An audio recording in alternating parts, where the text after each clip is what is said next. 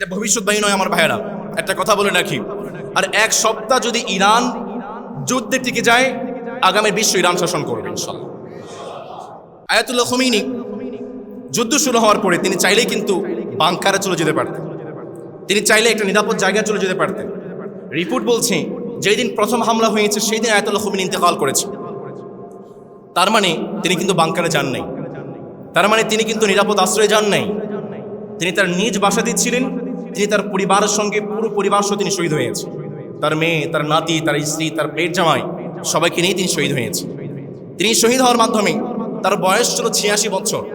তিনি ক্যান্সার আক্রান্ত ছিলেন। আমাদের মেডিকেল রিপোর্ট বলে, যে রিপোর্টগুলো আমি পড়েছি সেখানে বলা হয়েছে তিনি সর্বোচ্চ আর 1 বছর বাঁচতেন। মেডিকেল রিপোর্ট অনুযায়ী, আমাদের তাকদীর অনুযায়ী নয়। হেভি মেডিকেশনে থাকলেও তিনি সর্বোচ্চ 1 বছর বাঁচতেন, বা কয়েক মাস পরে তিনি ডিসফাংশনাল হয়ে যেতেন, বিভিন্ন অঙ্গ প্রত্যঙ্গ তার অকেজ হয়ে যেত। এরকম একজন মানুষকে এভাবে শহীদ করা, পরিবার সহ শহীদ করা পৃথিবীর জঘন্য এবং ইতিহাসের জঘন্য হত্যাযোগ্য হয়েছে। তিনি শহীদ হয়েছেন, রমাদানে শহীদ হয়েছে। তিনি নবী করিম সাল্লাল্লাহু আলাইহি ওয়াসাল্লামের বংশধর। হুসাইন রাদিয়াল্লাহু তাআলা আনহু সূত্রে নবী করিম সাল্লাল্লাহু আলাইহি ওয়াসাল্লামের বংশধর ছিলেন। আপনারা জানেন আলী রাদিয়াল্লাহু তাআলা আনহু তিনি রমাদানে শহীদ হয়েছেন, 21 রমাদান শহীদ হয়েছে। হোসেন রাদিয়াল্লাহু তাআলা আনহু তিনি রমাদানে শহীদ হয়েছেন পরিবারকে নিয়ে। এই সিলসিলায় ইমাম খোমেনি রাহিমাহুল্লাহ তিনি শহীদ হলেন পরিবারকে নিয়ে। যতদিন পর্যন্ত শিয়াইজম আছে পৃথিবীতে, যতদিন পর্যন্ত শিয়ারা আছে, ইমাম খোমেনিকে তারা স্মরণে করে রাখবে। 2 নম্বর কথা হচ্ছে, খোমেনির ইন্তেকালের মাধ্যমে ইরানের শিয়ারা পাশাপাশি পুরো বিশ্বের শিয়ারা একতাবদ্ধ হয়ে গিয়েছে, এবং মুসলমান আমরা যারা আছি আমাদের একটা সিম্পিতি তাদের মধ্যে আছে। সুতরাং ইমাম খোমেনি তিনি শহীদ হয়েছেন, কিন্তু তিনি তার দেশকে বাঁচিয়ে গিয়েছেন। আপনারা জানেন তিনি শহীদ হওয়ার পর থেকে তার সন্তান মুজতাবা খোমেনি তিনি অ্যাটাকগুলো করছেন, এবং সেই অ্যাটাকগুলো কতটা দুর্ধর্ষ হচ্ছে এবং কতটা কঠিন হচ্ছে। আমরা দোয়া করছি আল্লাহ তাআলা ইরানের মুসলমানদেরকে বিজয় দান করুন। আমরা দোয়া করছি আল্লাহ তাআলা ইসরায়েল এবং আমেরিকাকে ধ্বংস করে দিন। আল্লাহুম্মা আমিন। আল্লাহ তাআলা যেন আমাদেরকে নিজ চোখে তা দেখে যাওয়ার তৌফিক দেয়। আমার পরিবারের সদস্য আমাকে একটা মেসেজ পাঠিয়েছে। আচ্ছা, এইখানে লেখা আছে ইরানের মানুষরা মুসলমান নয়, তো তারা যে মৃত্যুবরণ করছে তাদেরকে শহীদ বলছি, এটা কি ঠিক হচ্ছে? আমার পরিবারের সদস্য আমাকে মেসেজ পাঠিয়েছে। প্রিয় ভাইরা, প্রথম কথা হচ্ছে ইসরায়েলের বিপক্ষে আমাদের অবস্থান হচ্ছে ইসরায়েলের বিপক্ষে। কুকুর চিনেন তো? কুকুর চিনেন? আপনারা কি বলেন, কুকুর না কুত্তা? কুকুর। ইসরায়েলের বিপক্ষে একটা কুকুর যদি থাকে, সে কুকুরের পক্ষে আমরা আছি। আমেরিকার বিপক্ষে যদি একটা কুকুর থাকে, সে কুকুরের পক্ষে আমরা আছি। পুরো বিশ্বের রাষ্ট্রের সমস্ত শক্তিরা, মুসলমানরা যে সাহস করতে পারে, ইরান সে সাহস করেছে। আমরা ইরানের পক্ষে আছি। আপনারা আছেন তো? প্রিয় ভাইরা, 2 নম্বর কথা হচ্ছে ইরানের মুসলমানরা শিয়া, তবে সমস্ত শিয়ারা অমুসলিম বা কাফের নয়। আপনারা জানেন শিয়াদের অনেকগুলো দল আছে, আমরা কয়েকটা জমাতে আলোচনা করবো ইনশাআল্লাহ তাআলা। সমস্ত শিয়ারা অমুসলিম বা কাফের নয়। বিশেষ করে খোমেনি, আয়াতুল্লাহ খোমেনি যিনি ইন্তেকাল করেছেন, তার অনেকগুলো বই আমার পড়ার সুযোগ হয়েছে, অনেকগুলো লেকচার আমার পড়ার সুযোগ হয়েছে। আপনারা যারা পড়তে চান, যারা লেকচারগুলো শুনতে চান, আমার কাছে আসবেন, আমি আপনাদেরকে দিব ইনশাআল্লাহ তাআলা। তার কোনো একটা বই কুফরে আকিদা আমি পড়ি নাই, তার কোনো একটা লেকচারে কুফরে আকিদা বা কুফরি কথা আমি শুনি নেই। সুতরাং আয়াতুল্লাহ খোমেনিকে কাফের বলা আমার পক্ষে জায়েজ নয়। আমার এই কথাটা অনেক ভাইরা শুনবেন, অনেক আলেমরাও শুনবেন। তারা যদি তার কোনো বক্তব্য কুফরি বক্তব্য শুনে থাকেন, আমাকে বলবেন, আমি আমার বক্তব্য প্রত্যাহার করে নেব ইনশাআল্লাহ তাআলা। সুতরাং আয়াতুল্লাহ খোমেনি যিনি ইন্তেকাল করেছেন, তিনি কাফের নন, তিনি শহীদ।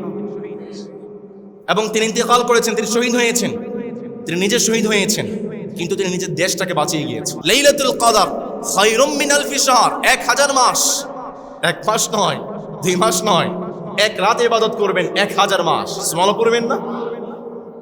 আমার রাসূলকে বললাম, নবী এই রাতের কি আরো কোনো বৈশিষ্ট্য আছে নাকি? আমার রাসূল সুন্দর করে বললেন, বান্দা শুনো শুনো, এই রাতের 2 নম্বর বৈশিষ্ট্য হচ্ছে এই রাতে আমার রব মানুষের ভাগ্যটাকে পরিবর্তন করে দেয়। তার মানে আপনি যখন লাইলাতুল কদরে বসে দোয়া করবেন, আপনি দোয়া করলেন, মালিক আমার ব্যবসা মন্দা, মালিক আমার রিজিকে কোনো বরকত নাই, পরিবারের সদস্য যারা আছেন তারা অসুস্থ মালিক, বারবার শুধু বিপদে পড়ে যাই, মুসিবতে পড়ে যাই। আপনি যখন লাইলাতুল কদরে বসে দোয়া করলেন, মালিক আপনি আমার ভাগ্যটা পরিবর্তন করে দেন, যে মালিক সঙ্গে সঙ্গে আপনার ভাগ্যটাকে পরিবর্তন করে দেন, আওয়াজ করে বলেন তিনি কে? সেই কথাটাকে রব্বুল আমিন সুন্দর করে বললেন, বান্দা শুনো শুনো, ইন্না আনজালনাহু ফি লাইলাতিন মুবারাকাতিন ইন্না কুন্না মুনদিরিন। বান্দা শুনো শোনো, লাইলাতুল কদরটা হচ্ছে সেই রাত, যেই রাতে আমি মালিক মানুষের ভাগ্যগুলোকে পরিবর্তন করে দেই। আল্লাহু আকবার। 3 নম্বরে আমার রাসূল সুন্দর করে বললেন, বান্দা শুনো, এই রাতটা এত বরকতময় হয় কারণ হচ্ছে এই রাতে যেই মালিক কোরআন নাজিল করেছেন তিনি কে? 4 নম্বরে এই রাতে পৃথিবীতে সমস্ত ফেরেশতারা নেমে আসেন, আর ফেরেশতারা সারা রাত পৃথিবীটাকে প্রদক্ষিণ করতে থাকেন, তাওয়াফ করতে থাকেন, পৃথিবীতে ঘুরতে থাকেন। সকালবেলা যখন ফজরের সালাতের আজান হয়ে যায়, আজানের সময় ফেরেশতারা একত্রিত হয়ে যায় আর রবের কাছে রিপোর্ট পেশ করতে থাকে, মালিক তোমার এই বান্দা গুনাহ মাফের জন্য দোয়া করেছে। আমার মালিক ফেরেশতাকে জানিয়ে দেয়, ফেরেশতা জেনে রাখো, তুমি সাক্ষ্য থাকো, যে বান্দা গুনাহ মাফের জন্য দোয়া করেছে আমি সেই বান্দার গুনাহগুলো মাফ করে দিলাম। ফেরেশতারা বলে, মালিক তোমার এই বান্দা ইনকামে বরকত চেয়েছে। আমার মালিক বলে, ফেরেশতা সাক্ষ্য থেকো, আমি আমার বান্দার ইনকামের মধ্যে বরকত দিয়ে দিলাম। ফেরেশতা বলে, মালিক তোমার এই বান্দা একটা গাড়ি চেয়েছে। আমার রব জানিয়ে দেয়, ফেরেশতা সাক্ষ্য থেকো, আমি আমার বান্দাকে গাড়ি দিয়ে দিলাম। ফেরেশতা বলে, মালিক তোমার এই বান্দা পরিবারের সিকিউরিটি চেয়েছে, পরিবারের সদস্যদের সিকিউরিটি চেয়েছে। আমার রব ফেরেশতাকে জানিয়ে দেয়, ফেরেশতা তুমি সাক্ষ্য থেকো, আমি আমার এই বান্দার পরিবারের সদস্যদেরকে হেফাজত করে দিলাম। ফেরেশতারা ফজরের সালাতে ঠিক আগ মুহূর্তে এইভাবে আল্লাহর কাছে রিপোর্ট পেশ করতে থাকে, আর আমার রব বলতে থাকে, মালিক আমার রব বলতে থাকে, ফেরেশতারা আমার যেই সমস্ত বান্দা লাইলাতুল কদরে যা দোয়া করেছে আমি আমার বান্দাদের সমস্ত দোয়াগুলো কবুল করে নিলাম। লাইলাতুল কদর অনেক বড় ইবাদত, অনেক বড় রাত, সুমহান রাত। 4 প্রকারের মানুষ আছে আমার ভাইরা, চিল্লায় বলতে হবে কয় প্রকারের মানুষ? পেছনে ভাইরা কয় প্রকারের মানুষ? 4 প্রকারের মানুষকে আল্লাহ তাআলা ক্ষমা করেন না। লাইলাতুল কদরে আল্লাহ তাআলা সবাইকে ক্ষমা করে দেয়। আওয়াজকে বলতে হবে কয় প্রকারের মানুষকে ক্ষমা করেন না?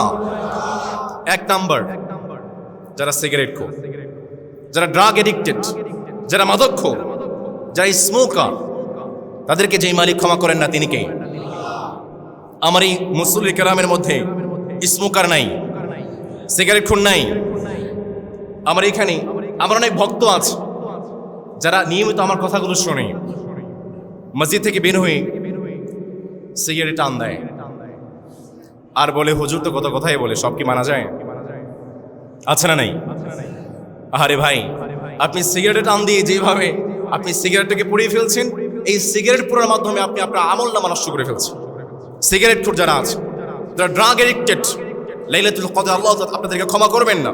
2 নাম্বার, যারা বাবা মার অবাধ্য সন্তান, আল্লাহ তাদেরকে ক্ষমা করেন না। 3 নাম্বার, যারা আত্মীয় স্বজনদের সঙ্গে ভালো সম্পর্ক রাখে না, আত্মীয় স্বজনদের সঙ্গে ঝগড়া বিবাদ করে, আল্লাহ তাআলা তাদেরকেও লাইলাতুল কদরে ক্ষমা করেন না। আপনি যখন বলবেন, মালিক আপনি আমাকে ক্ষমা করে দেন, গুনাহ করেছি, অপরাধ করেছি, আমাকে ক্ষমা করে দেন, আমার রব বলে, বান্দা তুই তোর মাকে ক্ষমা করতে পারিস না, তুই তোর বোনকে ক্ষমা করতে পারিস না, তুই তোর ভাইকে ক্ষমা করতে পারিস না, তুই আমার কাছে ক্ষমা চাস, তোর মতো কুলাঙ্গারের জন্য আমি আল্লাহর কাছে কোনো ক্ষমা নাই। নাউযুবিল্লাহ পড়বেন না? 4 নম্বরে, যারা মনে মনে মানুষের ক্ষতি করতে চায়, যারা মনে মনে হিংসা করে, যারা মনে মনে মানুষের ক্ষতি সাধন করতে চায়, এই প্রকার মানুষকেও লাইলাতুল কদরে যে মালিক ক্ষমা করেন না তিনি কে? 2 दिन का सफर है दुनिया की ए मुसाफिर, दुनिया की ए मुसाफिर, जब से बनी है दुनिया लाखों करोड़ों आए, बाकी रहा न कोई, मिट्टी में सब समाए, से बात को न भूलो, सबका ही हशर है दुनिया की ए मुसाफिर, मंजिल तेरी कब्र है तय कर रहा है जो तू 2 दिन का ये सफर है दुनिया की ए मुसाफिर ए आलिशान बंगले किसी काम के नहीं है मखमल पे सोने वाले मिट्टी में सो रहे हैं आँखों से तूने अपने कितनी जनाज़े देखे 2 का ज़मीं का टुकड़ा छोटा सा तेरा घर है दुनिया की ए मुसाफिर मंजिल तेरी कब्र है तय कर रहा है जो तू 2 दिन का ये सफर है दुनिया की ए मुसाफिर আমরা সবাই পড়ছি আলহামদুলিল্লাহ। প্রাণপ্রিয় মুহুরীপাড়ার ভাইয়েরা, আপনারা সবাই কেমন আছেন? আলহামদুলিল্লাহ, আমিও ভালো আছি। আমাদেরকে যে মালিক সুস্থ রেখেছেন, আওয়াজ করে বলুন তো তিনি কে? আমাদেরকে যে মালিক ভালো রেখেছেন তিনি কে? সেই রবের দরবারে রবের শেখানো ভাষায় সর্বোচ্চ আওয়াজ দিয়ে আমরা শুকরিয়া আদায় করছি। আমরা পড়ছি আলহামদুলিল্লাহ। দরুদুস সালাম আমাদের প্রিয় নবী মুহাম্মদ রাসূলুল্লাহ সাল্লাল্লাহু আলাইহি ওয়াসাল্লামের প্রতি, যাকে আল্লাহ তাআলা শাফিউল মুযনিবিন রাহমাতুল লিল আলামিন করে পাঠিয়েছেন। আমরা আবার পড়ছি সাল্লাল্লাহু আলাইহি ওয়াসাল্লাম। প্রাণপ্রিয় মুসলিম কেরাম, আজকে আমাদের 16ই রমাদান। আস্তে আস্তে রমাদানের দিনগুলো কিভাবে কেটে যাচ্ছে। তবে একটা প্রশ্ন আপনাদের কাছে রাখছি, এই প্রশ্নের জবাব আপনারা নিজে নিজে নিজের মনকে দিবেন, নিজেকে উত্তর করবেন। এই যে রমাদানটা চলে যায়, রমাদানটা তাকওয়ার মাস, আমরা কি তাকওয়ার শীতল বাতাসে নিজেদেরকে প্রশান্ত করতে পারছি? নিজেদেরকে প্রশ্ন করেন, এই যে গুনাহ মাফের মাস চলে যায়, আমরা কি আমাদের নিজেদের গুনাহগুলোকে মাফ করাতে পারছি? নিজেদেরকে একটাবার প্রশ্ন করেন, এই যে জাহান্নাম থেকে লিস্টটা কাটিয়ে জান্নাতীদের মধ্যে অন্তর্ভুক্ত করার মাস, আমরা কি বিশুদ্ধ এক মন নিয়ে জাহান্নামের আগুন থেকে নিজেদের নামটাকে কাটাতে পেরেছি এবং অনন্ত সুখের জান্নাতীদের লিস্টের মধ্যে অন্তর্ভুক্ত করতে পেরেছি? নিজেকে প্রশ্ন করেন। যদি উত্তর আসে হ্যাঁ, তাহলে আপনাকে congratulation, you are the most successful person in the world. আপনি পৃথিবীর সবচেয়ে সেরা মানুষ। আর যদি প্রশ্নের উত্তর আসে না পারছি না, তাহলে আপনার জন্য সামনের আরও কয়েকটা দিন বাকি আছে।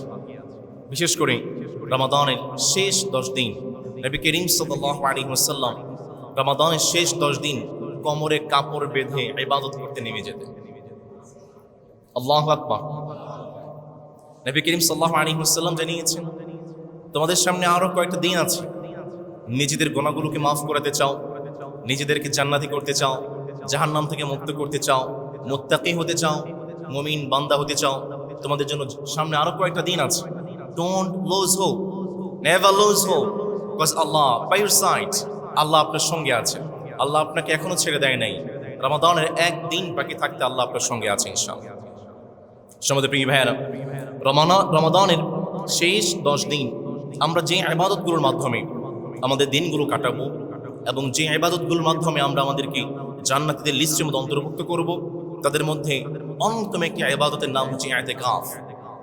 ইতিকাফ হচ্ছে এমন একটি ইবাদত যে ইবাদত মানুষকে পৃথিবীর সমস্ত ঝামেলা থেকে মুক্ত করে, পৃথিবীর সমস্ত বিপদ থেকে মুক্ত করে, পৃথিবীর সমস্ত ঝড় ঝঞ্ঝা থেকে মুক্ত করে ইতিকাফকারীকে একমাত্র আল্লাহর সঙ্গে সম্পর্ক জুড়ে দেয়। পৃথিবীতে একজন এমপি সাহেব, আমাদের বাংলাদেশে কয়েকদিন আগে নির্বাচন হয়েছে, যারা এমপি ক্যান্ডিডেট ছিলেন বিভিন্ন এলাকায়, যারা ব্যবসায়ী, ওনাদেরকে ধরেছেন, তুমি 1 কোটি টাকা দেবে, তুমি 50 লক্ষ টাকা দেবে, এভাবে টাকা নিয়েছে। টাকা নিয়ে এমপি হয়েছেন।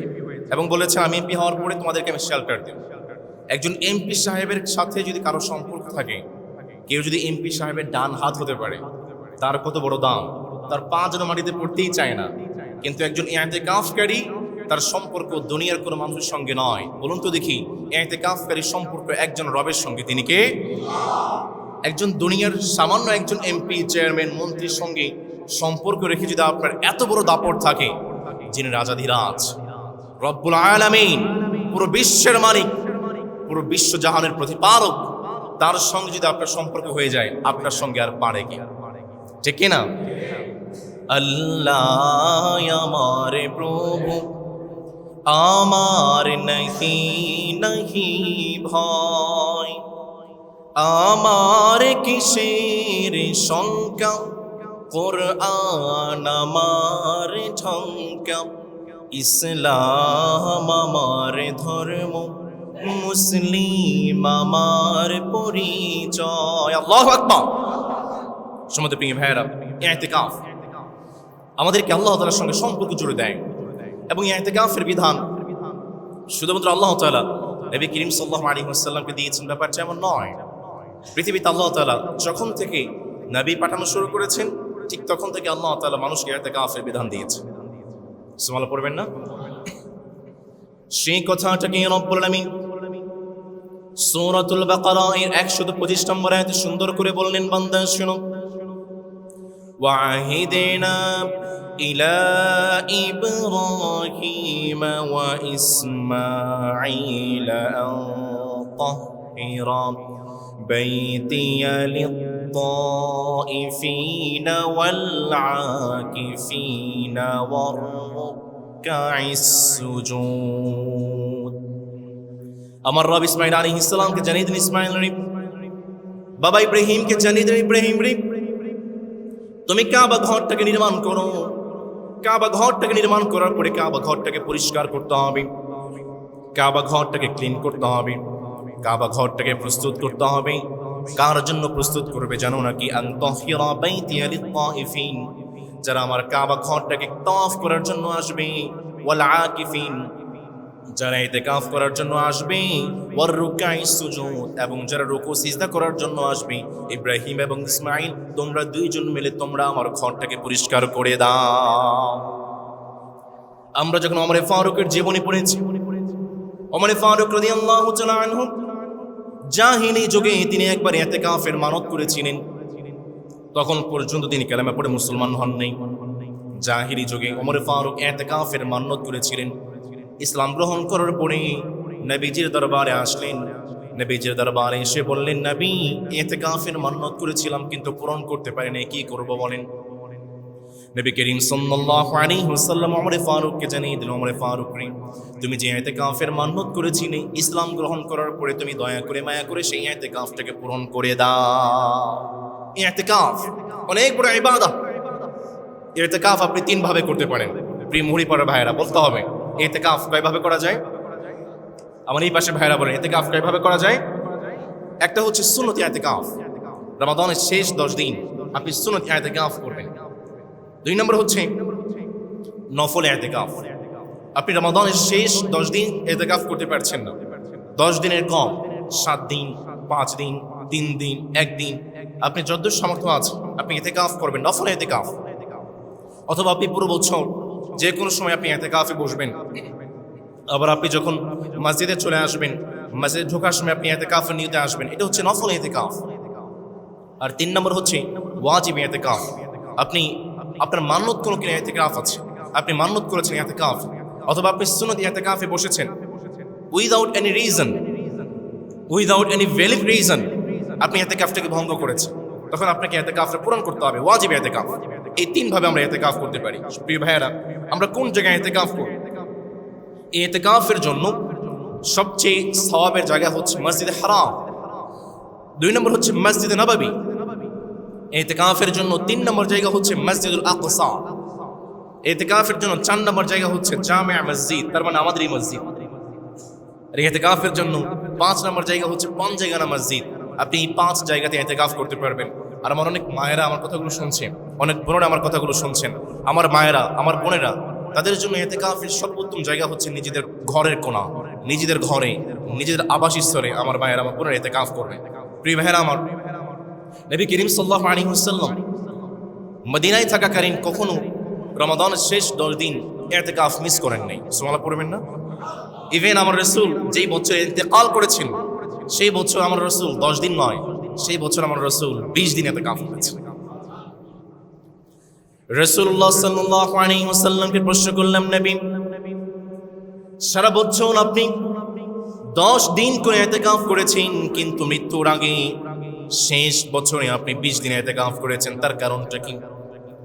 সাহাবায়ে কেরাম চমৎকার করে বললেন, নবী করিম সাল্লাল্লাহু আলাইহি ওয়াসাল্লাম তিনি যখন ইতিকাফে বসতেন, জিবরিল আলাইহিস সালাম প্রতি রমজানে আমার রাসূলকে কোরআন এক খতম শোনাতেন, আমার রাসূল জিবরিলকে এক খতম শোনাতেন।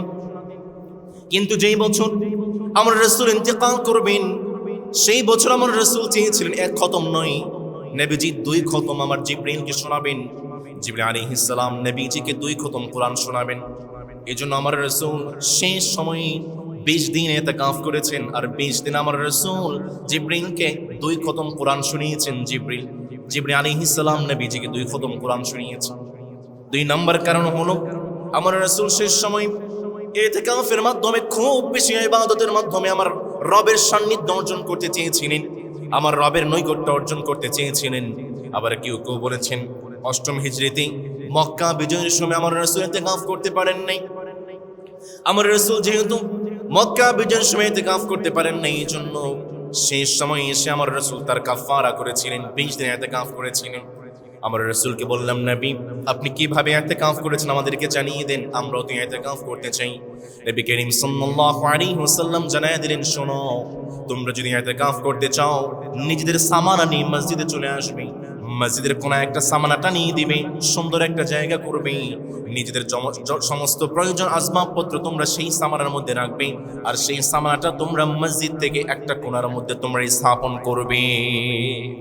নবী করিম সাল্লাল্লাহু আলাইহি ওয়াসাল্লাম একটা সামানা নিয়ে আসতেন, একটা তাবু নিয়ে আসতেন।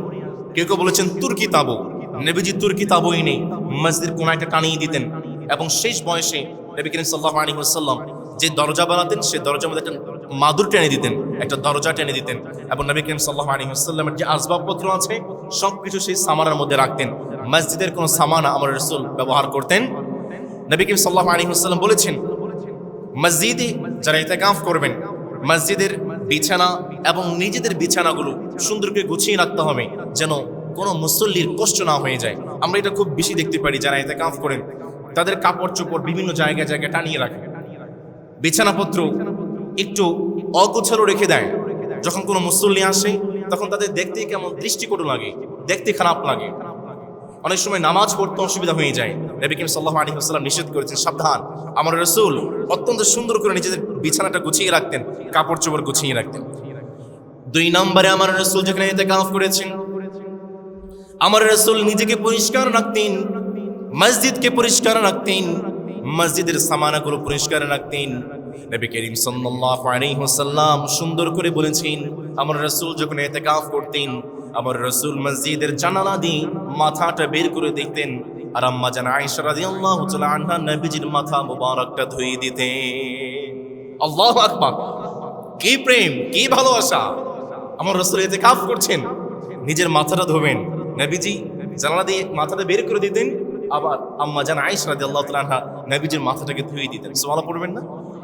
আম্মা জান আয়েশা রাদিয়াল্লাহু তাআলা আনহা এমন অবস্থায় আমার নবীজির মাথা ধুয়ে দিয়েছেন যে অবস্থায় আম্মা জান আয়েশা রাদিয়াল্লাহু তাআলা আনহা ঋতুমতী ছিলেন।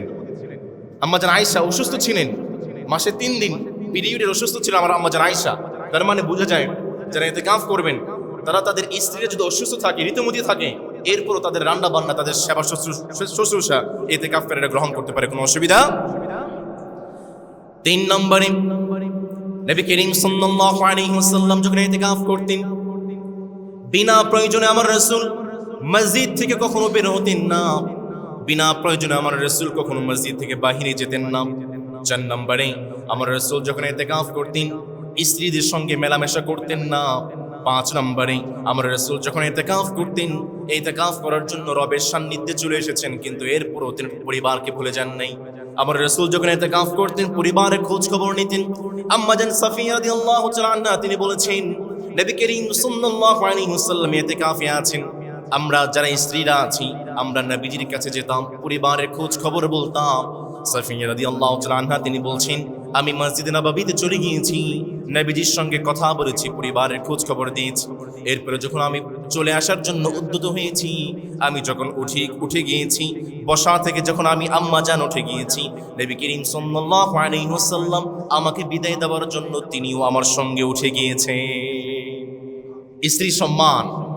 আম্মা জান সাফিয়া রাদিয়াল্লাহু তাআলা আনহা তিনি উঠে যাচ্ছেন, নবী করিম সাল্লাল্লাহু আলাইহি ওয়াসাল্লাম তিনিও উঠে আম্মা জান সাফিয়া রাদিয়াল্লাহু তাআলা আনহাকে এগিয়ে দিচ্ছেন। সুবহানাল্লাহ পড়বেন না? যারা বর্তমান সময় যারা গাড়ি ব্যবহার করে, স্ত্রীরা গাড়িতে উঠতে চায়, স্বামীরা আগে আগে গিয়ে দরজা খুলে দেয়। স্ত্রীর সম্মান, এটা স্ত্রী গোলামি নয়। আমার রাসূল আম্মা জান আয়েশা রাদিয়াল্লাহু তাআলা আনহা, আম্মা জান সাফিয়া রাদিয়াল্লাহু তাআলা উঠে যাচ্ছেন, আমার রাসূল এগিয়ে দিয়েছেন, নিজে উঠে গিয়েছেন। স্ত্রীর সম্মান। যত বেশি স্ত্রীকে সম্মান করবেন, পরিবারকে সম্মান করবেন, আপনার পরিবারে আপনাকে যেই মালিক বরকত দিবেন তিনি কে? সম্মানিত প্রিয় ভাইয়েরা, ইতিকাফ কেন করবেন? ইতিকাফ করার এক নম্বর কারণ হচ্ছে আমার রাসূল সারা জীবনে কখনো ইতিকাফ মিস করেন না। এটা হচ্ছে আমার রাসূলের সুন্নাহ। নবী করিম সাল্লাল্লাহু আলাইহি ওয়াসাল্লাম বলেছেন কানা ইয়াতাকিফুল আশরুল আওয়াখির মিন রমাদান ফালাম ইয়াতাকিফ আমা ফালাম্মা আমাল আমুল মুকবিল ইয়াতাকাফা বি20 আমা। নবী করিম 20 লাইলা নবী করিম সাল্লাল্লাহু আলাইহি ওয়াসাল্লাম জীবনে কখনো একবারের জন্য ইতিকাফ মিস করেন নাই। যেভাবে বলেছি জীবনের শেষ সময় মৃত্যুর আগ মুহূর্তে আমার রাসূল 20 দিন ইতিকাফ করেছেন। 2 নম্বর, আপনি যদি ইতিকাফ করেন আপনার ভাগ্য থেকে কখনো লাইলাতুল কদর মিস হবে? লাইলাতুল কদর আপনি ইতিকাফ করছেন, আপনার ভাগ্যে যে মালিক লাইলাতুল কদরের সওয়াবগুলোকে মিছিয়ে দিবেন তিনি কে? নবী করিম সাল্লাল্লাহু আলাইহি ওয়াসাল্লাম জানালেন, শুনো শুনো, রমাদানের প্রথম দশকে আমি ইতিকাফ করেছি, রমাদানের প্রথম দশকে ইতিকাফ করেছি এবং লাইলাতুল কদরটাকে আমি অন্বেষণ করেছি, তালাশ করেছি, কিন্তু লাইলাতুল কদরটা আমি পাই নাই। রমাদানের দ্বিতীয় দশকে আমি ইতিকাফ করলাম, লাইলাতুল কদরকে অন্বেষণ করলাম, কিন্তু তাও পেলাম না। লাইলাতুল কদর পাওয়ার আশায় রমাদানের শেষ দশকে ইতিকাফ করেছি। আমার রাসূল সুন্দর করে বললেন, বান্দা শোনো শোনো, তাহাররাউ লাইলাতুল কদরি ফিল আশরিল আওয়াখির মিন রমাদান। আমার রাসূল রমাদানের শেষ দশকে ইতিকাফ করে বললেন, শোনো, তোমরা যদি লাইলাতুল কদরটা পেতে চাও তাহলে তোমরা রমাদানের শেষ দশকে লাইলাতুল কদর অন্বেষণ করো। শেষ দশকে আপনি যদি ইতিকাফ করতে পারেন, আপনাকে লাইলাতুল কদর যে মালিক আপনার ভাগ্যে জুটিয়ে দিবে তিনি কে? 3 নম্বর, আপনি যদি ইতিকাফ করেন আল্লাহ তাআলা আপনাকে সমস্ত গুনাহগুলো থেকে মুক্ত করে দিবেন। সুবহানাল্লাহ পড়বেন না?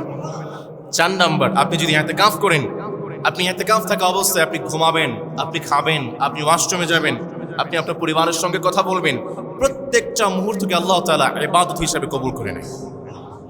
5 নম্বর, আপনি যদি ইতিকাফ করেন আপনাকে আল্লাহ তাআলা তার নিজের খালেস এবং একনিষ্ঠ বান্দা হিসেবে কবুল করে নেয়। সম্মানিত প্রিয় ভাইয়েরা, আপনারা যারা ইতিকাফ করবেন, ইতিকাফ করার কিছু আদব আছে। এই মসজিদ অন্যান্য জায়গার মতো সাধারণ কোনো জায়গা নয়। আমার রাসূল সুন্দর করে বলেছেন, আহাব্বুল বিলাদ ইলাল্লাহ মাসাজিদুহা ওয়া আবগাদুল বিলাদ ইলাল্লাহ আসওয়াকুহা।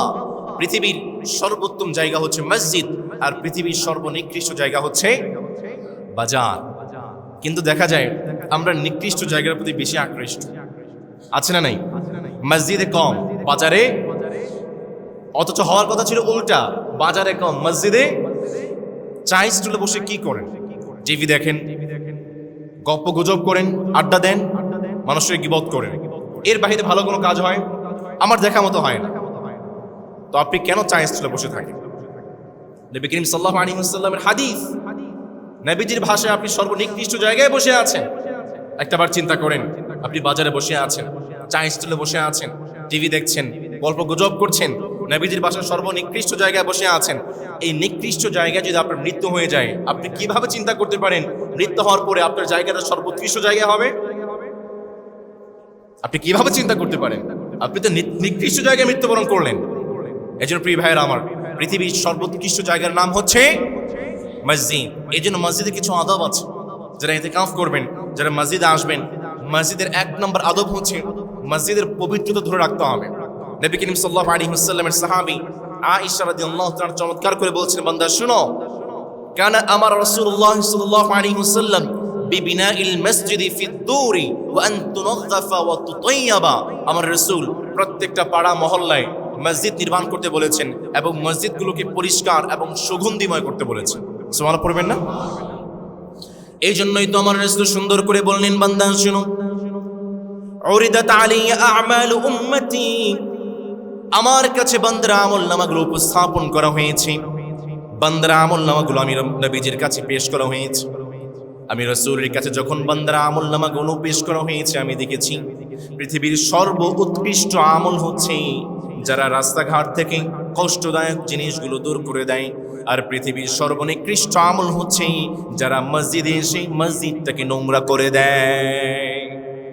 আবার আমার রাসূল সুন্দর করে বললেন, বান্দা শুনো শুনো, নবীজির সাহাবী আবু হুরায়রা রাদিয়াল্লাহু তাআলা আনহু হাদিস বর্ণনা করেছেন।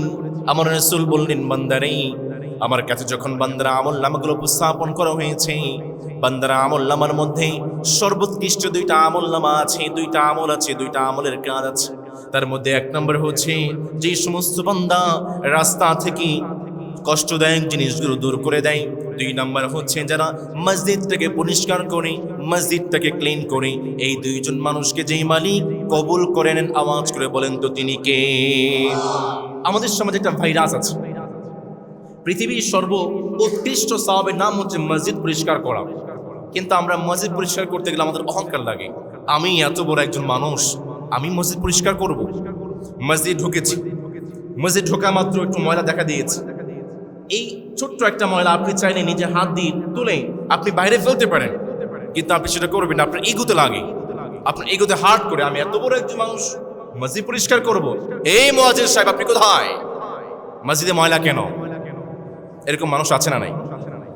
সাবধান, আমার রাসূল জানিয়েছেন সর্বোৎকৃষ্ট কাজ মসজিদের কাজ। এটা পৃথিবীর কোনো মানুষের কাজ নয়, একমাত্র যেই মালিকের কাজ তিনি কে? আমার রাসূল জানিয়েছেন আপনি যখন মসজিদ পরিষ্কার করবেন, এই মসজিদ পরিষ্কার করার মাধ্যমে আল্লাহ তাআলা আপনার হৃদয়টাকে পরিষ্কার করে দেন। শোনো শোনো ইয়া ইলাহি আমার মুনাজাত, শোনো আমার মুনাজাত, মসজিদেরি ঝাড়ো বরদার হোক আমারে হাত, শোনো আমার মুনাজাত। চিল্লে পড়েন আমিন। আবার রাসূল বলেছেন মসজিদটাকে পরিষ্কার রাখতে হবে। নবী করিম সাল্লাল্লাহু আলাইহি ওয়াসাল্লাম 2 নম্বরে জানালেন, যতক্ষণ পর্যন্ত মসজিদে থাকবেন, যারা ইতিকাফ করবেন তাদের জন্য বলছি, যারা মসজিদে আসবেন তাদের জন্য বলছি, যারা মসজিদে এসে ইবাদত করবেন তাদের জন্য বলছি। আমার রাসূল জানালেন যতক্ষণ পর্যন্ত মসজিদে থাকবেন ওযু অবস্থায় থাকবেন। আমার রাসূলের সাহাবী কত সুন্দর করে বললেন, বান্দা শুনো, ইন্না উম্মতি ইউদআউনা ইয়াউমাল কিয়ামাতি গুররান মুহাজ্জালিন। আমার রাসূল সুন্দর করে বললেন, কিয়ামতের সেই কঠিন ময়দানে কোটি কোটি লক্ষ লক্ষ হাজার হাজার কোটি কোটি উম্মত থাকবে। আমার সাহাবায়ে কেরাম রাসূলকে বললেন, নবী আপনি আপনার উম্মতকে কিভাবে চিনতে পারবেন? এত হাজার হাজার লক্ষ লক্ষ কোটি কোটি উম্মতের মধ্যে আপনি আমাদেরকে কিভাবে চিনতে পারবেন বলেন? আমার রাসূল সুন্দর করে বললেন, বান্দা শুনো রে শুনো রে, আমার যেই সমস্ত বান্দারা ওযু করবে, ওযু করার কারণে যেই সমস্ত অঙ্গ প্রত্যঙ্গগুলো ধৌত করবে, কিয়ামতের সেই কঠিন ময়দানে আমার বান্দার সেই সমস্ত অঙ্গ প্রত্যঙ্গগুলো জ্বলজ্বল করতে থাকবে। আর আমি নবী আমার বান্দাদেরকে এই সমস্ত সাইন দেখে দেখে ডেকে ডেকে আনবো এবং আমি নবী শাফাআত করে তাদেরকে জান্নাতে ঢুকিয়ে দিব। এই যে হাতগুলো ধুচ্ছেন, কিয়ামতের সেই কঠিন ময়দানে এগুলো জ্বলজ্বল করতে থাকবে, নূরের মতো চমকাতে থাকবে। আমার রাসূল বলেছেন আমি অন্য কোনো সাইন নয়, এই যে হাতটা ধুয়েছেন, মুখটা ধুয়েছেন, এই নূরের সাইন দেখে আমি বান্দাকে ডাকবো, আমার উম্মত ইয়া উম্মতি আসো, আমি উম্মতকে ডাকবো, আমি শাফাআত করে আমি উম্মতকে জান্নাতে ঢুকিয়ে দেব। এই জন্য তো আমার রাসূল সুন্দর করে বললেন, বান্দা শুনো, যখন তোমরা ইতিকাফে বসবে, মসজিদে থাকবে, তোমরা সব সময় ওযু অবস্থায় থাকবে। কিন্তু একটা বিষয়, যারা ওযু করেন, ওযু করার সময় অনেক সময় আমরা পানিকে অপচয় করি। মসজিদের পানি, সরকারি পানি, এমনভাবে কলটা ছেড়ে দেই, এত পরিমাণ পানি দিয়ে ওযু করি, যেই পরিমাণ পানি দিয়ে একজন মানুষের গোসল পর্যন্ত হয়ে যায়। আমরা অনেক সময় পানি অপচয় করি। সাবধান করে বলছি আমার ভাইয়েরা, নবী করিম সাল্লাল্লাহু আলাইহি ওয়াসাল্লামের মাধ্যমে আমার রাসূল সুন্দর করে বললেন, বান্দা শোনো, ইয়া বনি আদম খুযু যিনাতাকুম ইনদা কুল্লি মাসজিদ ওয়া কুলু ওয়াশরাবু ওয়া লা তুসরিফু ইন্নাহু লা ইউহিব্বুল মুসরিফিন। আমার রাসূল সুন্দর করে বললেন, বান্দা শোনো শোনো, যখন মসজিদে আসবে সুন্দর একটা জামা পরিধান করবে, নিজেকে সুগন্ধময় করবে, তোমরা ওযু করবে। তোমরা ওযু করার সময় পানি অপচয় করবে না। বলুন তো দেখি, যেই মালিক পানি অপচয়কারীকে পছন্দ করেন না তিনি কে? আমাদের সমাজে পানি অপচয়কারী নাই, আছে না নেই? আমার গতকালকে একটা ভিডিও পাবলিশ হয়েছে, আমাদের এই সলাতুত তারাবিকে একটা ডকুমেন্টারি আকারে ভিডিও পাবলিশ হয়েছে। সেখানে কিছু মানুষের ওযুর একটা ভিডিও আছে। আমি যখন খেয়াল করলাম, সুবহানাল্লাহ, এমন ভাবে কলটা ছেড়ে দিয়েছে, কলটা বন্ধ করার কোনো নাম নেই। কিয়ামত হয়ে যাবে, কল বন্ধ করবে না। সরকারি পানি। মসজিদের ওয়াশরুমগুলোতে অনেক সময় টিস্যু রাখা থাকে, টিস্যুগুলো একদিনও যায় না, লাগে একটা, নেয় 10টা, আছে না নেই? অপচয়কারী, ইন্নাল্লাহ লা ইউহিব্বুল মুসরিফিন। আমার রাসূল বলেছেন, তোমরা যদি প্রবাহিত নদীর পাশে বসে ওযু করো, এরপরও তোমরা পানি অপচয় করবে না। আমার রাসূল যখন ওযু করতেন মাত্র 750 মিলিমিটার পানি দিয়ে ওযু করতেন। সুবহানাল্লাহ পড়বেন না? পানি যেন অপচয় না হয়, আমার রাসূল 2 হাত ব্যবহার করতেন না, আমার রাসূল 1 হাত ব্যবহার করে ওযু করতেন। আল্লাহু আকবার। পানি অপচয় করি, যা রুজু করবেন পানি অপচয় করা যাবে। নম্বরে আমার রাসূল বললেন, বান্দা শোনো, তোমরা যারা মসজিদে আসবে, তোমরা যারা ইতিকাফ করবে, শোনো শোনো, তোমরা তোমাদের মুখটাকে পরিষ্কার রাখবে। এমন কিছু খাবার খেয়ে মসজিদে আসবে না যে খাবার খেলে তোমাদের মুখ থেকে দুর্গন্ধ চলে আসবে। তোমরা পেঁয়াজ খেয়ে, রসুন খেয়ে মসজিদে আসবে না। অনেক সময় যারা ইতিকাফ করেন, নিজের মুখটাকে ভালো করে পরিষ্কার করেন না। যখন মানুষের সঙ্গে কথা বলে তখন তাদের মুখ থেকে দুর্গন্ধ আসে। আমার রাসূল জানিয়ে দিয়েছেন, সাবধান, নিজের মুখটাকে পরিষ্কার করবে। ইভেন তোমরা যখন কোনো খাবার খাবে, খাবার খাওয়ার পরে তোমরা কুলি করবে, মুখটাকে পরিষ্কার করবে। 4 নম্বরে আমার রাসূল সুন্দর করে বললেন, অহেতুক কথাবার্তা বলা যাবে, উচ্চ ভাষায় কথা বলবা না, অহেতুক কথাবার্তা বলবা না। কারণ যারা মসজিদে আসে উচ্চ ভাষায় কথা বলে, অহেতুক কথাবার্তা বলে, তাদের হৃদয়টাকে যেই মালিক বন্ধ করে দেয়, আওয়াজ করে বলেন তিনি কে? আমার ভাইয়ের, অহেতুক কথাবার্তা বলা যাবে না। কিন্তু একটা বিষয়, মসজিদে অনেক সময় সামনে লাগানো থাকে, মসজিদে দুনিয়াবি কথা বলা নিষেধ, আছে না নেই? দুনিয়াবি কথাবার্তা আর অহেতুক কথাবার্তা এক নয়। মসজিদে আমার রাসূল অহেতুক কথাবার্তা বলতে নিষেধ করেছেন, দুনিয়াবি কথাবার্তা নয়। মুসলমানদের দুনিয়াবি বলতে কিচ্ছু নাই।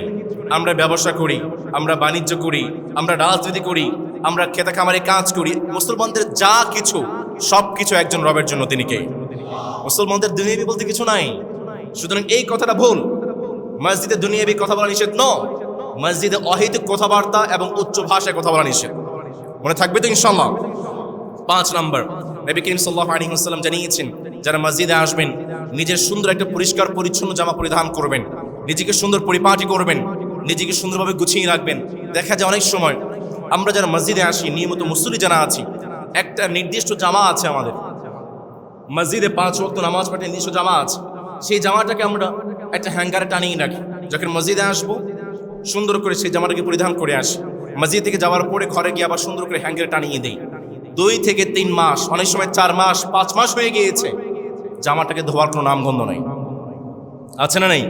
একটা জামা সবসময় পরিধান করে মসজিদে আসতেছি তো আসতেছি। সুন্দর সুন্দর জামাগুলো আমরা বিভিন্ন অনুষ্ঠানে যাই, তখন আমরা নিয়ে যাই। একটা জামা নির্দিষ্ট আছে যেটা মসজিদে নিয়ে আস।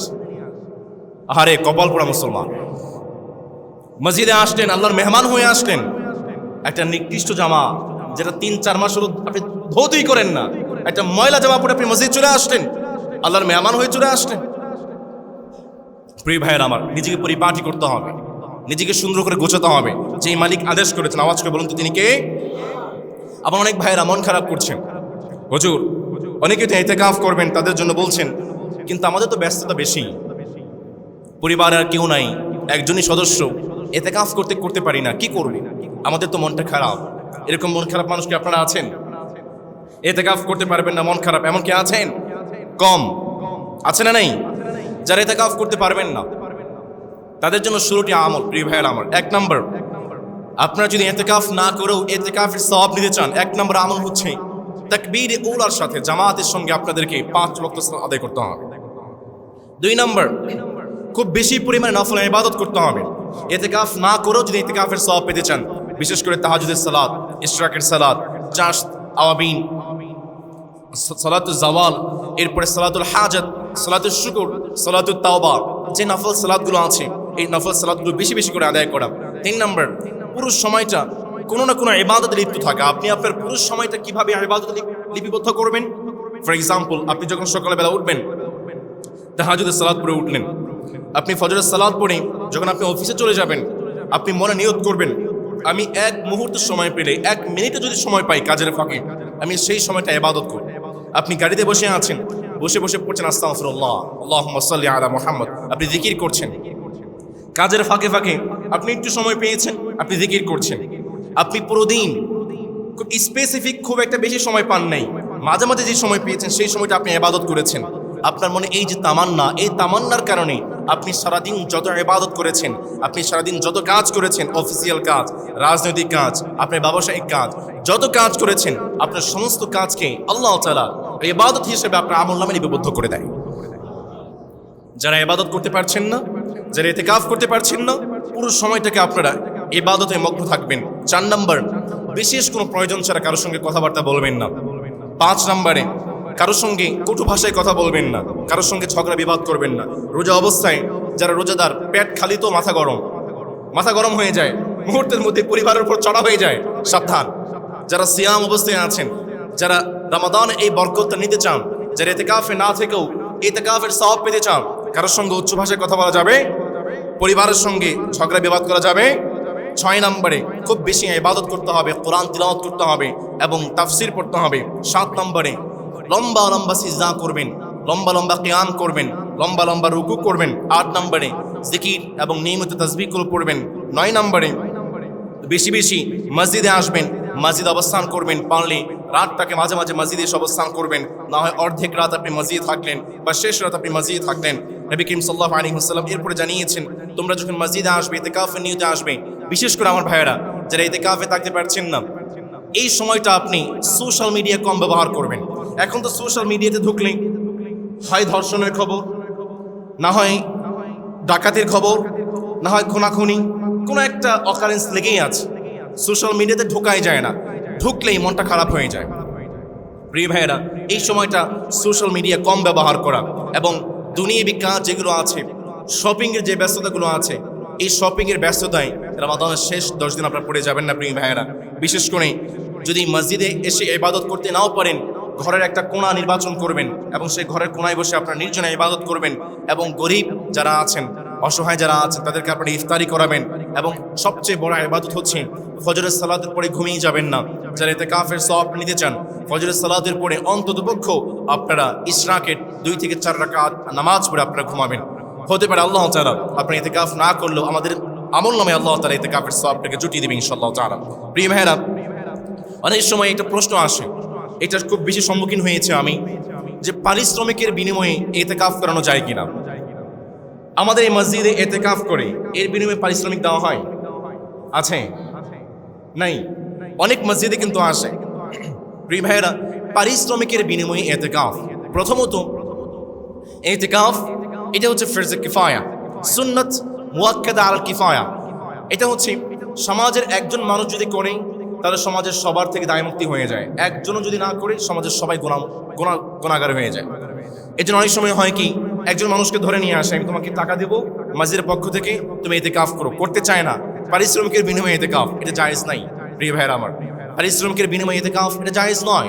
কিন্তু যিনি ইতিকাফ করছেন তাকে যদি আপনি হাদিয়া দেন, হাদিয়া জায়েজ, পারিশ্রমিক জায়েজ নয়। প্রিয় ভাইয়েরা আমার, রমাদানের শেষ দশকে ইতিকাফ ছাড়া আরেকটা ইবাদত, সবচেয়ে গুরুত্বপূর্ণ ইবাদত, তার নাম হচ্ছে লাইলাতুল কদর।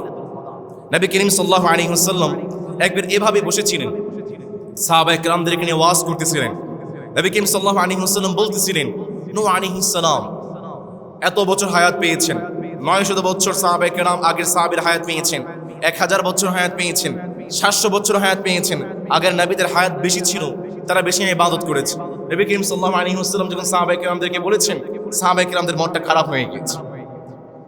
নবী করিম সাল্লাল্লাহু আলাইহি ওয়াসাল্লাম প্রশ্ন করেন, সাহাবীরা তোমাদের মনটা খারাপ হয়ে গেল কেন?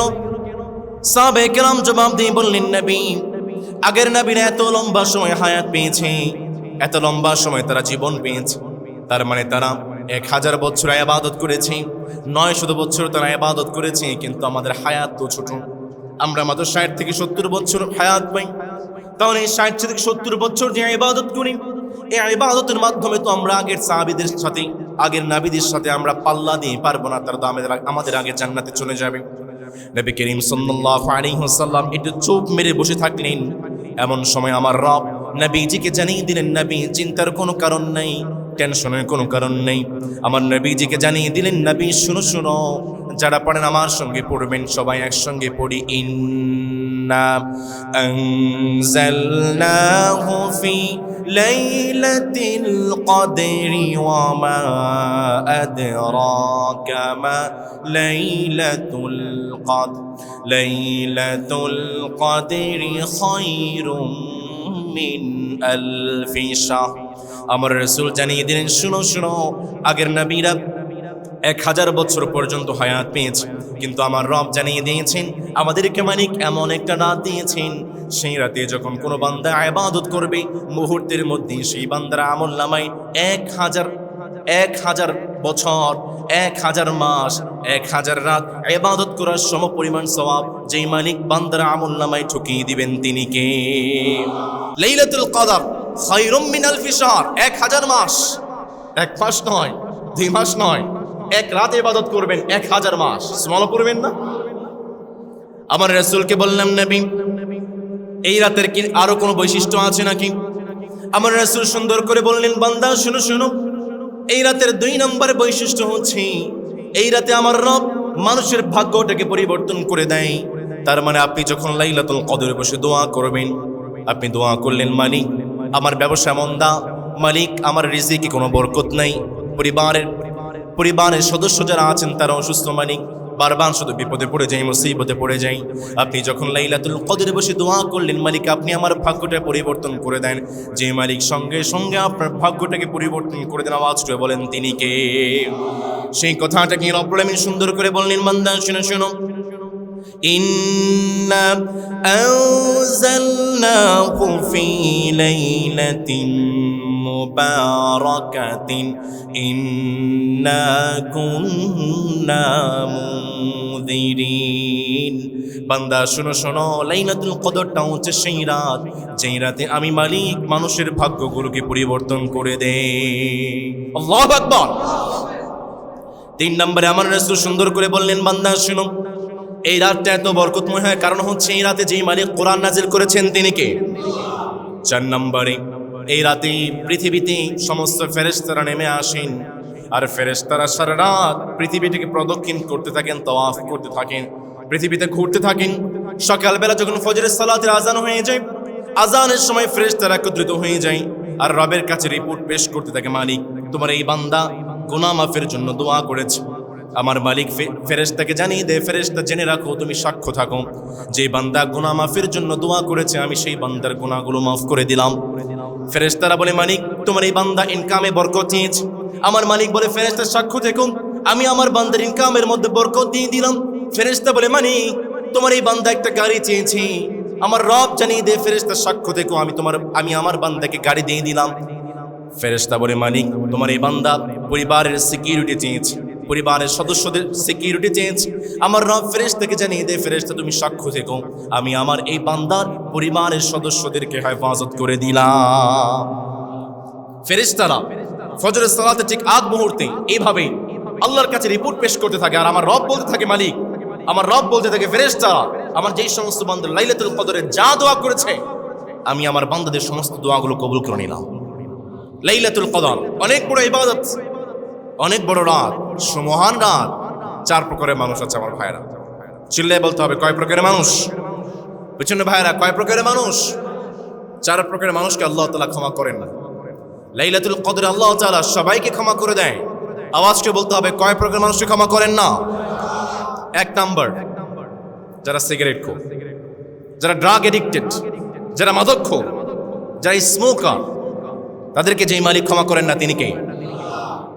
আমার এই মুসল্লি কেরামের মধ্যে স্মোকার নাই, সিগারেট খোর নাই। আমার এখানে আমার অনেক ভক্ত আছে যারা নিয়মিত আমার কথাগুলো শোনে, মসজিদ থেকে বের হয়ে সিগারেট টান দেয় আর বলে হুজুর তো কত কথাই বলে, সব কি মানা যায়? আছে না নাই? আরে ভাই, আপনি সিগারেট টান দিয়ে যেভাবে আপনি সিগারেটটাকে পুড়িয়ে ফেলছেন, এই সিগারেট পোড়ার মাধ্যমে আপনি আপনার আমল নামা নষ্ট করে ফেলছেন। সিগারেট খোর যারা আছে, যারা ড্রাগ এডিক্টেড, লাইলাতুল কদর আল্লাহ আপনাদেরকে ক্ষমা করবেন না। 2 নাম্বার, যারা বাবা মার অবাধ্য সন্তান, আল্লাহ তাদেরকে ক্ষমা করেন না। 3 নাম্বার, যারা আত্মীয় স্বজনদের সঙ্গে ভালো সম্পর্ক রাখে না, আত্মীয় স্বজনদের সঙ্গে ঝগড়া বিবাদ করে, আল্লাহ তাআলা তাদেরকেও লাইলাতুল কদরে ক্ষমা করেন না। আপনি যখন বলবেন মালিক আপনি আমাকে ক্ষমা করে দেন, গুনাহ করেছি, অপরাধ করেছি, আমাকে ক্ষমা করে দেন, আমার রব বলে বান্দা তুই তোর মাকে ক্ষমা করতে পারিস না, তুই তোর বোনকে ক্ষমা করতে পারিস না, তুই তোর ভাইকে ক্ষমা করতে পারিস না, তুই আমার কাছে ক্ষমা চাস, তোর মতো কুলাঙ্গারের জন্য আমি আল্লাহর কাছে কোনো ক্ষমা নাই। নাউযুবিল্লাহ পড়বেন না? 4 নম্বরে, যারা মনে মনে মানুষের ক্ষতি করতে চায়, যারা মনে মনে হিংসা করে, যারা মনে মনে মানুষের ক্ষতি সাধন করতে চায়, এই প্রকার মানুষকেও লাইলাতুল কদরে যে মালিক ক্ষমা করেন না তিনি কে? সমাজের প্রিয় ভাইয়েরা আমার, লাইলাতুল কদর অনেক বড় একটা রাত। এই 4টি বদ অভ্যাস থেকে আমরা বেঁচে থাকবো এবং আল্লাহর কাছে আমরা দোয়া করব। রাজি আছেন তো ইনশাআল্লাহ তাআলা? প্রিয় ভাইয়েরা, সম্প্রতি আপনারা দেখেছেন ইরান, ইসরায়েল এবং আমেরিকার যুদ্ধ শুরু হয়েছে। অনেকেই ফিতনা ছড়াচ্ছেন ইরানের যারা আছে তারা মুসলমান নয়, তারা অমুসলিম, তাদেরকে সাপোর্ট করা যাবে না, তাদেরকে শহীদ বলা যাবে না, এরকম কথাবার্তা আমাদের সমাজে আছে না নেই? আমার পরিবারের একজন সদস্য, আমাকে একটা মেসেজ পাঠিয়েছে। আচ্ছা, এইখানে লেখা আছে ইরানের মানুষরা মুসলমান নয়, তো তারা যে মৃত্যুবরণ করছে তাদেরকে শহীদ বলছি, এটা কি ঠিক হচ্ছে? আমার পরিবারের সদস্য আমাকে মেসেজ পাঠিয়েছে। প্রিয় ভাইরা, প্রথম কথা হচ্ছে ইসরায়েলের বিপক্ষে আমাদের অবস্থান হচ্ছে ইসরায়েলের বিপক্ষে। কুকুর চিনেন তো? কুকুর চিনেন? আপনারা কি বলেন, কুকুর না কুত্তা? কুকুর। ইসরায়েলের বিপক্ষে একটা কুকুর যদি থাকে, সে কুকুরের পক্ষে আমরা আছি। আমেরিকার বিপক্ষে যদি একটা কুকুর থাকে, সে কুকুরের পক্ষে আমরা আছি। পুরো বিশ্বের রাষ্ট্রের সমস্ত শক্তিরা, মুসলমানরা যে সাহস করতে পারে, ইরান সে সাহস করেছে, আমরা ইরানের পক্ষে আছি। আপনারা আছেন তো? প্রিয় ভাইরা, 2 নম্বর কথা হচ্ছে ইরানের মুসলমানরা শিয়া, তবে সমস্ত শিয়ারা অমুসলিম বা কাফের নয়। আপনারা জানেন শিয়াদের অনেকগুলো দল আছে, আমরা কোন একটা জমাতে আলোচনা করবো ইনশাআল্লাহ তাআলা। সমস্ত শিয়ারা অমুসলিম বা কাফের নয়। বিশেষ করে খোমেনি, আয়াতুল্লাহ খোমেনি যিনি ইন্তেকাল করেছেন, তার অনেকগুলো বই আমার পড়ার সুযোগ হয়েছে, অনেকগুলো লেকচার আমার পড়ার সুযোগ হয়েছে। আপনারা যারা পড়তে চান, যারা লেকচারগুলো শুনতে চান, আমার কাছে আসবেন, আমি আপনাদেরকে দিব ইনশাআল্লাহ তাআলা। তার কোনো একটা বই কুফরে আকিদা আমি পড়ি নাই, তার কোনো একটা লেকচারে কুফরে আকিদা বা কুফরি কথা আমি শুনি নেই। সুতরাং আয়াতুল্লাহ খোমেনিকে কাফের বলা আমার পক্ষে জায়েজ নয়। আমার এই কথাটা অনেক ভাইরা শুনবেন, অনেক আলেমরাও শুনবেন। তারা যদি তার কোনো বক্তব্য কুফরি বক্তব্য শুনে থাকেন, আমাকে বলবেন, আমি আমার বক্তব্য প্রত্যাহার করে নেব ইনশাআল্লাহ তাআলা। সুতরাং আয়াতুল্লাহ খোমেনি যিনি ইন্তেকাল করেছেন, তিনি কাফের নন, তিনি শহীদ। এবং তিনি ইন্তেকাল করেছেন, তিনি শহীদ হয়েছেন, তিনি নিজে শহীদ হয়েছেন, কিন্তু তিনি নিজের দেশটাকে বাঁচিয়ে গিয়েছেন। কিভাবে শোনেন? আয়াতুল্লাহ খোমেনি যুদ্ধ শুরু হওয়ার পরে তিনি চাইলেই কিন্তু বাংকারে চলে যেতে পারতেন, তিনি চাইলে একটা নিরাপদ জায়গায় চলে যেতে পারতেন। রিপোর্ট বলছে যেই দিন প্রথম হামলা হয়েছে সেই দিন আয়াতুল্লাহ খোমেনি ইন্তেকাল করেছে। তার মানে তিনি কিন্তু বাংকারে যান নাই, তার মানে তিনি কিন্তু নিরাপদ আশ্রয়ে যান নাই, তিনি তার নিজ বাসাতেই ছিলেন। তিনি তার পরিবারের সঙ্গে, পুরো পরিবার সহ তিনি শহীদ হয়েছে। তার মেয়ে, তার নাতি, তার স্ত্রী, তার পেট জামাই সবাইকে নিয়ে তিনি শহীদ হয়েছে। তিনি শহীদ হওয়ার মাধ্যমে তার বয়স ছিল 86 বছর। তিনি ক্যান্সার আক্রান্ত ছিলেন। আমাদের মেডিকেল রিপোর্ট বলে, যে রিপোর্টগুলো আমি পড়েছি সেখানে বলা হয়েছে তিনি সর্বোচ্চ আর 1 বছর বাঁচতেন। মেডিকেল রিপোর্ট অনুযায়ী, আমাদের তাকদীর অনুযায়ী নয়। হেভি মেডিকেশনে থাকলেও তিনি সর্বোচ্চ 1 বছর বাঁচতেন, বা কয়েক মাস পরে তিনি ডিসফাংশনাল হয়ে যেতেন, বিভিন্ন অঙ্গ প্রত্যঙ্গ তার অকেজ হয়ে যেত। এরকম একজন মানুষকে এভাবে শহীদ করা, পরিবার সহ শহীদ করা পৃথিবীর জঘন্য এবং ইতিহাসের জঘন্য হত্যাযোগ্য হয়েছে। তিনি শহীদ হয়েছেন, রমাদানে শহীদ হয়েছে। তিনি নবী করিম সাল্লাল্লাহু আলাইহি ওয়াসাল্লামের বংশধর। হুসাইন রাদিয়াল্লাহু তাআলা আনহু সূত্রেই নবী করিম সাল্লাল্লাহু আলাইহি ওয়াসাল্লামের বংশধর ছিলেন। আপনারা জানেন আলী রাদিয়াল্লাহু তাআলা আনহু তিনি রমাদানে শহীদ হয়েছেন, 21 রমাদান শহীদ হয়েছে। হুসাইন রাদিয়াল্লাহু তাআলা আনহু তিনি রমাদানে শহীদ হয়েছেন পরিবারকে নিয়ে। এই সিলসিলায় ইমাম খুমেনি রাহিমাহুল্লাহ তিনি শহীদ হলেন পরিবারকে নিয়ে। যতদিন পর্যন্ত শিয়াইজম আছে পৃথিবীতে, যতদিন পর্যন্ত শিয়ারা আছে, ইমাম খুমেনিকে তারা স্মরণে করে রাখবে। 2 নম্বর কথা হচ্ছে, খুমেনির ইন্তেকালের মাধ্যমে ইরানের শিয়ারা পাশাপাশি পুরো বিশ্বের শিয়ারা একতাবদ্ধ হয়ে গিয়েছে এবং মুসলমান আমরা যারা আছি আমাদের একটা সিম্পিতি তাদের মধ্যে আছে। সুতরাং ইমাম খুমেনি তিনি শহীদ হয়েছেন, কিন্তু তিনি তার দেশকে বাঁচিয়ে গিয়েছেন। আপনারা জানেন তিনি শহীদ হওয়ার পর থেকে তার সন্তান মুজতাবা খুমেনি তিনি অ্যাটাকগুলো করছেন এবং সেই অ্যাটাকগুলো কতটা দুর্ধর্ষ হচ্ছে এবং কতটা কঠিন হচ্ছে। আমরা দোয়া করছি আল্লাহ তাআলা ইরানের মুসলমানদেরকে বিজয় দান করুন। আমরা দোয়া করছি আল্লাহ তাআলা ইসরায়েল এবং আমেরিকাকে ধ্বংস করে দেন, আল্লাহুম্মা আমিন। আল্লাহ তাআলা যেন আমাদেরকে নিজ চোখে তা দেখে যাওয়ার তৌফিক দেয়। এটা ভবিষ্যৎবাণী নয় আমার ভাইয়েরা, একটা কথা বলে রাখি, আর 1 সপ্তাহ যদি ইরান যুদ্ধে টিকে যায়, আগামী বিশ্ব ইরান শাসন করবে ইনশাআল্লাহ,